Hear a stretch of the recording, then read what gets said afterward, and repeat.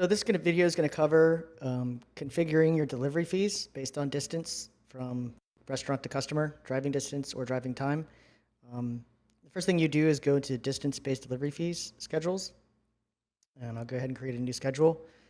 So you can say, you can create different tiers based on mileage. You can say from 0 to 5 miles, charge $1.99, and then from 5 to 10 miles, charge $1.99 plus $1 per mile for miles over 5.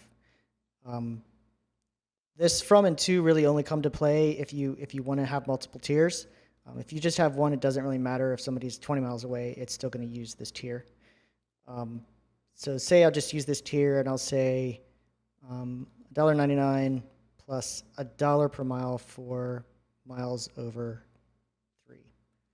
So if somebody 4 miles away were to order, they'd be charged $1.99 plus, since they're only 1 mile over 3, plus $1 times 1 is 1. So $2.99 is what a customer 4 miles away would be charged under this schedule. So I'll go ahead and name it Main. And one other thing, so when you add tiers, you want the consecutive, the end of the prior tier to be the start of the next tier. So essentially in this tier, somebody that's 0 to 4.99999 miles will match this one, and then somebody 5 to 9.9999 miles would match this one. So I'll save this one. Schedules can be assigned on a restaurant basis and also a customer basis. So you could charge different fees to customers if you assign a different tier to them, a different schedule. So say that you wanted to give, a particular customer free delivery, anything under 5 miles is free for them. So we'll say, nothing fixed, and then $1 per mile for miles over 5 in that example. And the third place is the drivers go by, the amount that you pay your drivers is done by a schedule, and that can be different than what you charge the restaurants. So say I'll create a new schedule for drivers, and we'll give them 99 cents fixed, and then 50 cents per mile for miles over 3.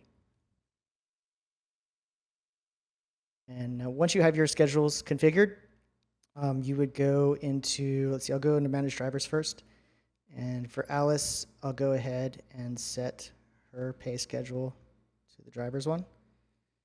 And then on a per restaurant basis, you can go into the restaurant profiles, and there is kind of a redone section here for distance-based delivery fees, and they override the zone-based delivery fees. So you still want to configure your zone-based delivery fees. So if there's an address that Google can't find, it's going to fall back to the fees based on zones as opposed to distance.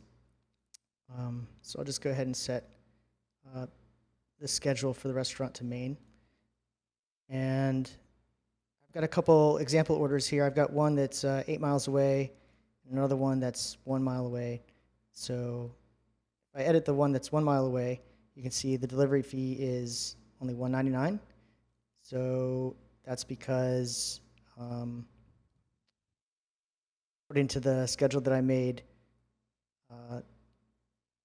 it's $1.99, and then because it's only 2 miles, it didn't go over 3 miles, so nothing extra got charged. If I go into the one that's 8 miles away and edit it, the delivery fee is $7.07, which would be the $1.99 plus 5.08 miles times $1. So also, actually, I shouldn't bring up that 8-mile one. In the customer tab, there is now a drop-down where you can assign a schedule on a per driver basis. So say I assign this, a per customer basis, sorry. Say I change it to this fee up to 5 miles.